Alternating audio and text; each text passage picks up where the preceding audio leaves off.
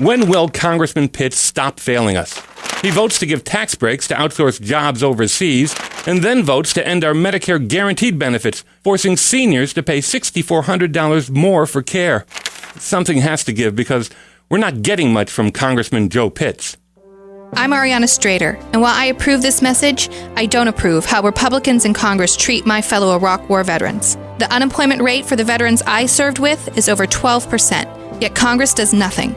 And as the mom of 2 amazing kids, I know if we want to lead the world economy, we start with smart investments to become the world leader in education. But Congress, they vote to reward corporations for outsourcing American jobs. So while this ad is paid for by Strader for Congress, the failed policies of Washington politicians will be paid for by all of us for years to come unless we act now.